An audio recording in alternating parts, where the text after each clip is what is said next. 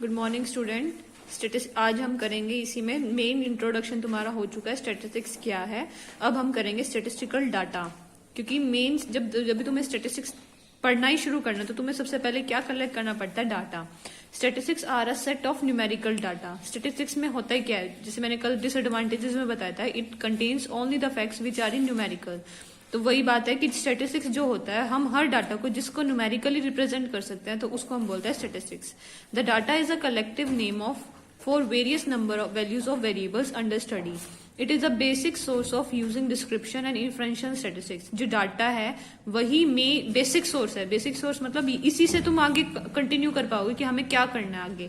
अब इसमें बोला the relevance, timelessness and accuracy of the data are the hallmarks of any statistical study.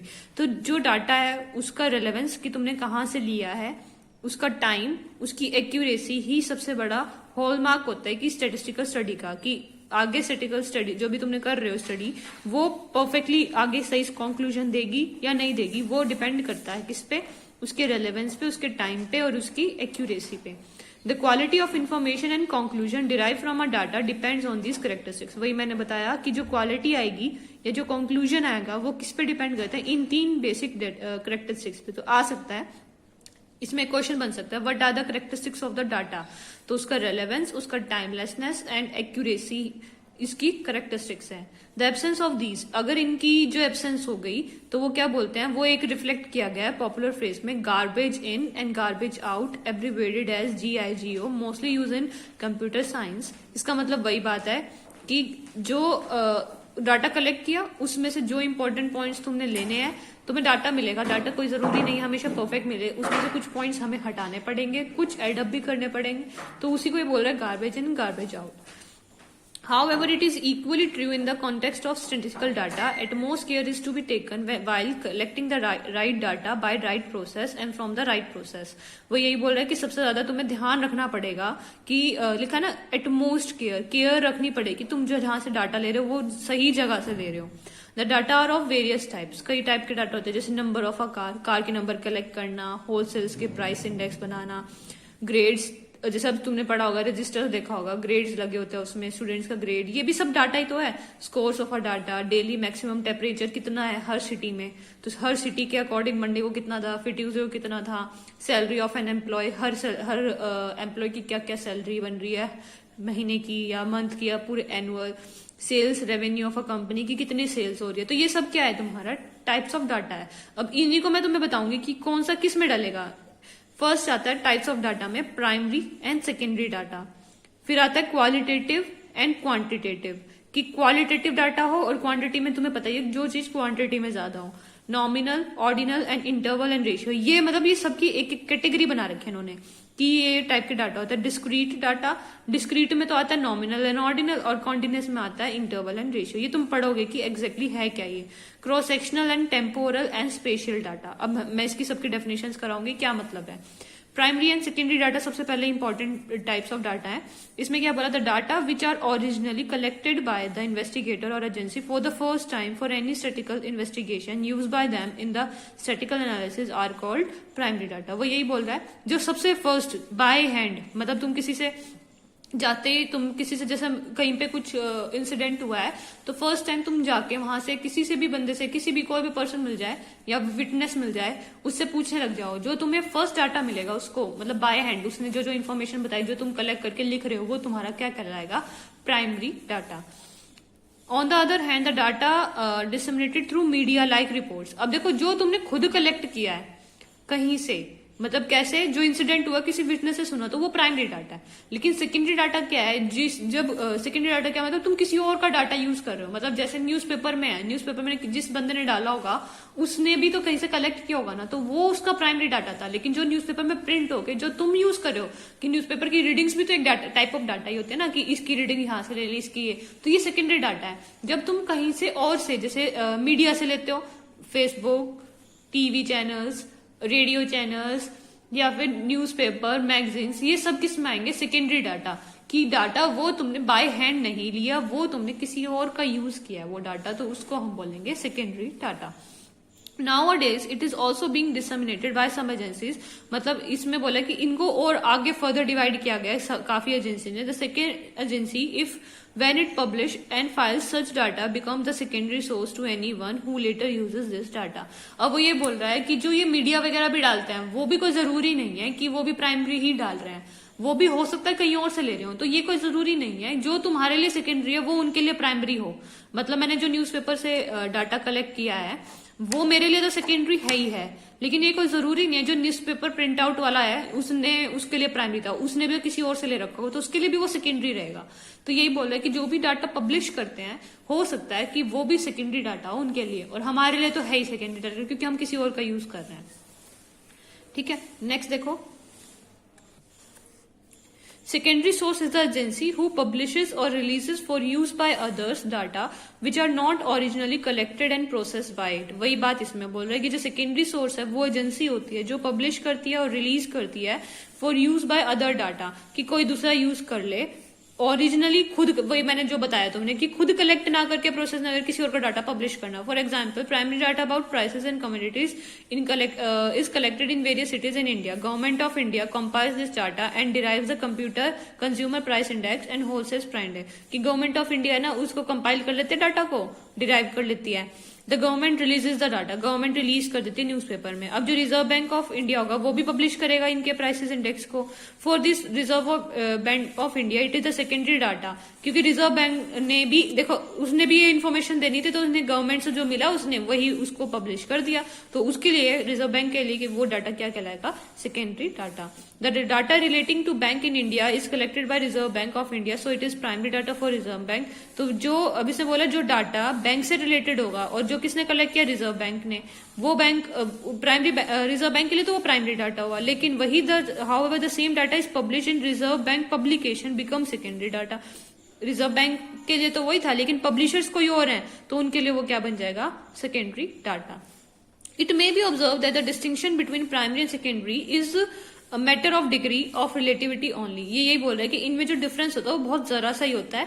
There is a lot of difference in the methods of the collection, but जब तुम इसको collect करने का तरीका बताओगे ना, अभी इसमें आगे आएगा कि how can you collect the primary data and secondary data, what are its ways, तो उसके अंदर तुम्हें पता लगेगा कि बहुत ज्यादा डिफरेंस है in collecting the primary data और in collecting the secondary data. In case of primary data, in case of primary data which is to be collected originally, the entire scheme of the plan starting from the definition of various terms used, units be employed, types of inquiry to be conducted, extent of accuracy is to be formulated. इसने बोला कि primary data में तुम्हें बहुत ज्यादा ध्यान रखना पड़ेगा कि वो एक्यूरेट भी होना चाहिए, जहां से वो कलेक्ट कर रहे हो वो सही है या नहीं है, कि टाइम भी दे रहे हो तुम. तो इसमें तो बोलो उसमें तो बहुत ज्यादा टाइम लगेगा. लेकिन जो सेकेंडरी डाटा है it is a in fair of, बस तुम्हें इसमें क्या ध्यान रखना है कि कंपाइलेशन की सारा कंपाइल हो जाए. इसमें तो सेकेंडरी डाटा में तो क्योंकि तुम्हें पता ही है जब वो पब्लिश होके आए तो वो एक्चुअल में ट्रू ही होगा, ज्यादातर वो ट्रू ही मिलता है. तो तुम्हें इतना एक्यूरेसी का ध्यान नहीं रखना, तुम्हें इतना ये नहीं देखना कि सच्चा है झूठा है, तुम्हें बस ये देखना है कि कितना जो तुम डाटा कंपाइल कर रहे हो वो ढंग से कंपाइल हो रहा है या नहीं हो रहा है. लेकिन प्राइमरी डाटा में तुम्हें बहुत ध्यान रखना पड़ेगा.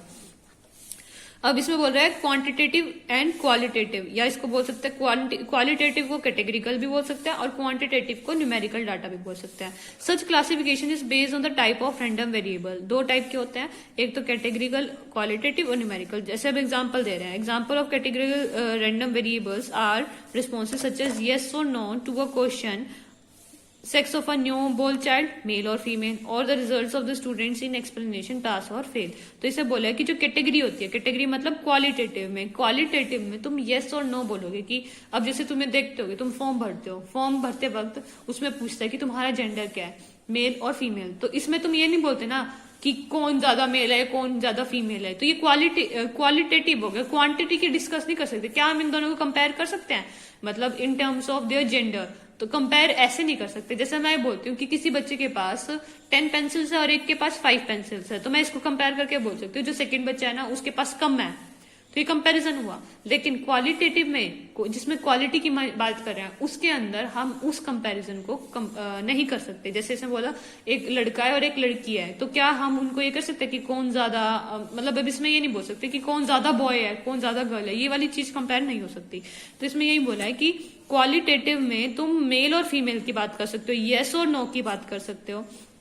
पास और फेल की बात कर सकते हो। The example of numerical data में क्या बोलते हैं, हाइट बता सकते हैं कि इसकी हाइट ज्यादा है, इसकी कम है। इनकम बता सकते हो, इसकी इनकम इतनी है, इस स्टूडेंट ने इतने मार्क्स ऑब्टेन किए हैं, एक फैमिली में कितने चाइल्ड हैं, उसने कितने स्कोर, क्रिकेटर ने मैच में कितने मैचेस में उसने क्या क्या स्कोर किया है। और क्वालिटेटिव में बोला है, तो ये क्या था, इसी के अंदर कैटेगरिकल की भी बात होगी, न्यूमेरिकल की भी। क्वालिटेटिव डाटा ये कौन सा था, क्वालिटेटिव डाटा था ही, तो उसी को डिस्कस कर रहे हैं अभी। Qualitative are the verbal and other symbolic materials included detail description of observe natural behaviour in real life setting free from constraints of more conventional procedure. It is an in-depth verbal description of phenomena.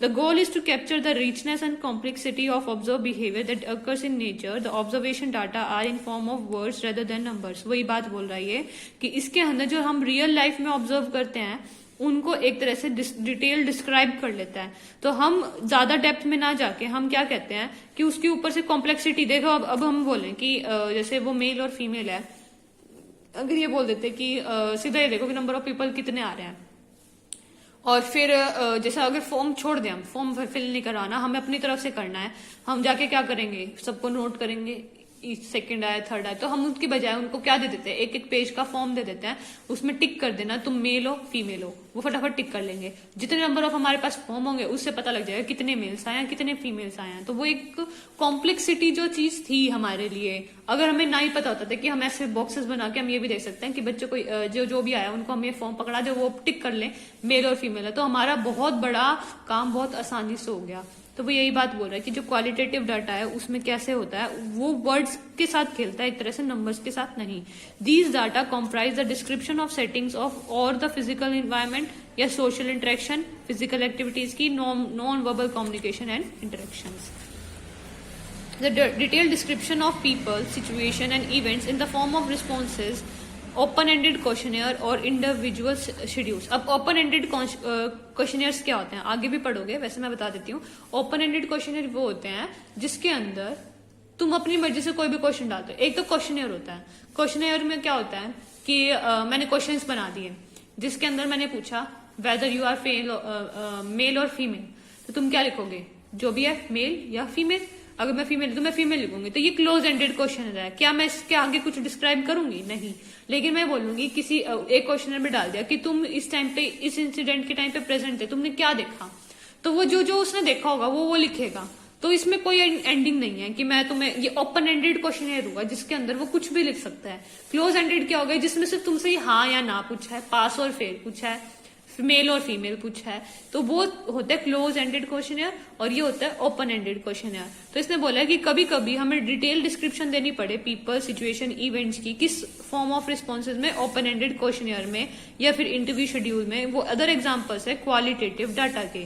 These data are also description of individual experiences, वही मैंने बता दिया कि उसका क्या experience रहा, knowledge कितनी है उसके, ओपिनियन की, उसके बिलीव्स की, फीलिंग्स की अबाउट अ सोशल फिनोमिना। अगर मैं क्वेश्चन लिख दूंगी कि तुम इस धर्म के बारे में क्या जानते हो, तुम जैनिज्म के बारे में क्या जानते हो, तो वो उसके बारे में डिस्कस करेगा।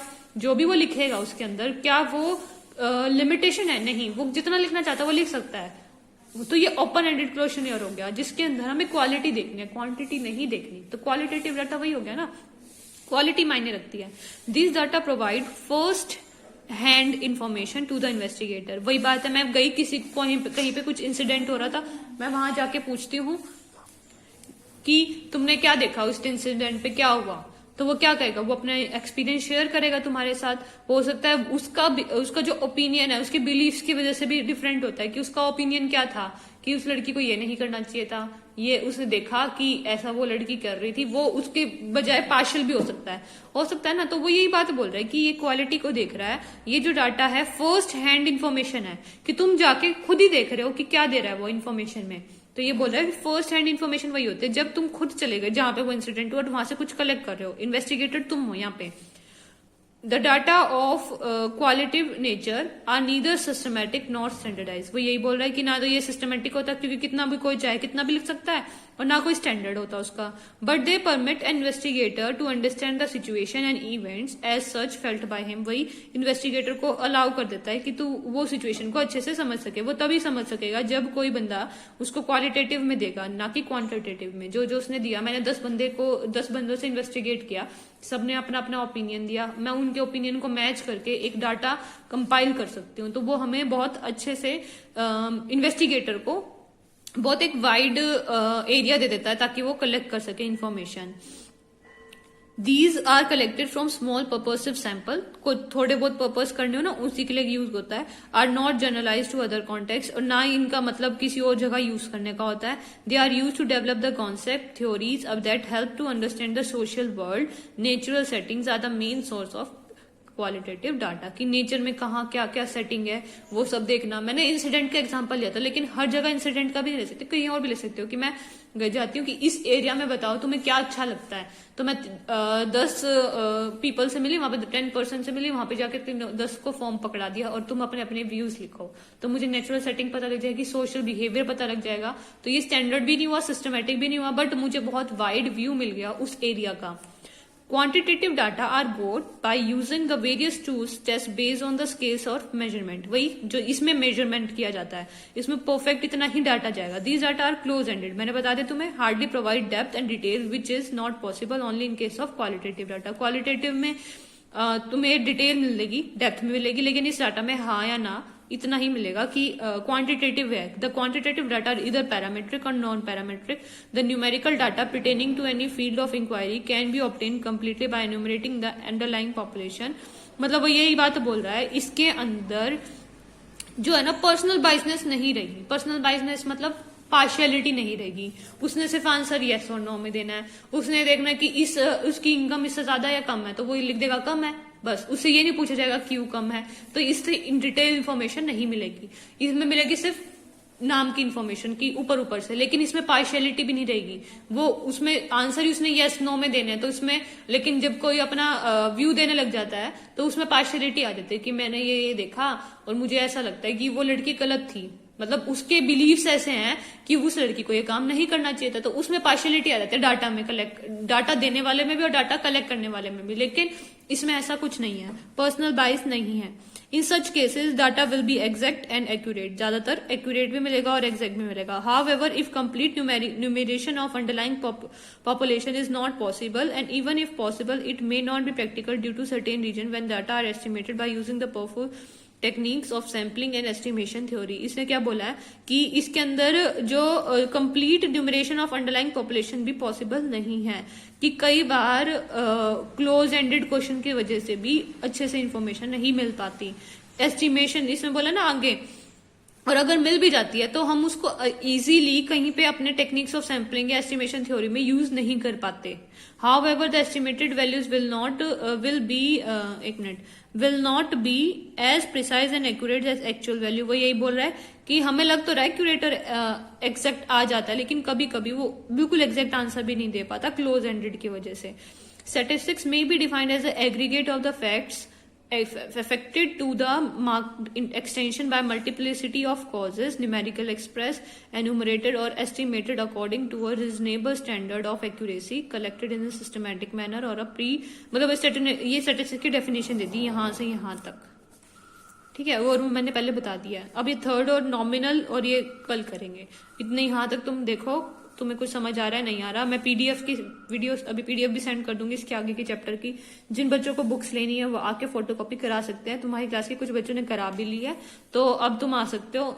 कौन सी ईयर में हो तुम? First year. और के फर्स्ट ईयर ऑनर्स मंडे और ट्यूसडे में से आधी आधी क्लास आ सकती है। जिसके डाउट्स हैं, जिसको कुछ भी पूछना है, नोट्स लेने हैं, तो फर्स्ट ईयर में अपने टाइम के अकॉर्डिंग 9-10 पे तुम्हारा टाइम है, तो तुम आ सकते हो। जो भी डाउट्स लेना वो ले सकते हो, नोट्स लेना नोट्स ले सकते हो।